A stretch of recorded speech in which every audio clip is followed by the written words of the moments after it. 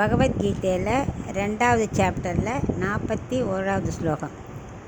விவசாயித்மிகா புத்திரேகேஹ குரு நந்தன பகுஷாகாஹ்யனந்தாஸ்ச புத்தயோ விவசாயினாம். இப்போ இதுக்குள்ள அர்த்தத்தை பார்க்கலாம். இந்த ஸ்லோகம் ரொம்ப ஆழ்ந்த பொருள் இருக்குது. இதில் கர்மாவோட பலன் 2 இருக்குது அப்படின்னு அதை இம்பார்ட்டண்ட்டை பற்றி சொல்கிறார். ஒன்று மோட்ச பலன், இது மிக உயர்ந்த பலன். 2வது சாதாரண காமிய பலன், அதாவது ரொம்ப தாழ்ந்த பலன். மோட்ச பலனில் தான் எப்போவுமே புத்தி போகணும். அப்போ தான் நம்ம உயர்ந்த லட்சியத்தை அடைய முடியும், அதாவது மோட்சத்தை அடைய முடியும். ஒரு செயல் செய்யும்போது புத்தி ஸ்திரமாக இருக்கணும். அது இல்லாமல் பலவிதமான பலத்தில் ஆசை வச்சோம்னா எதுவுமே சரியாக நிறைவேறாது.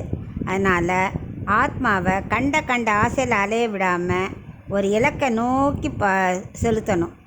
அப்போ தான் ஆத்மா சாட்சாத்காரம் கிடைக்கும். இதுதான் கர்மயோகத்தோட லட்சியமாக இருக்கணும். உதாரணத்துக்கு ஒரு தேர் இருக்குதுன்னு வச்சுக்கோம்.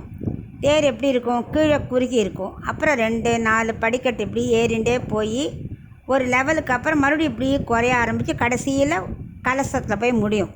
ஒரே ஒரு கலசமாக இருக்கும். அதுபோல் நம்ம ஆசை முதல்லலாம் பலவிதமாக இருக்கும், நிறைய ஆசைகள் இருக்கும். அந்த ஆசைகள் விரிஞ்சுட்டே போகும். ஆனாலும் ஒரு லெவலுக்கு மேலே ஒரு முடிவில் எப்படி தேரில் ஒரே ஒரு கலசம் மாதிரி இருக்கோ, அதே மாதிரி நம்ம ஆத்மா என்ன பண்ணணும்? ஒரே இலக்கான மோட்சத்தை நோக்கியே இருக்கணும் அப்படின்னு இந்த ஸ்லோகத்தை சொல்கிறார்.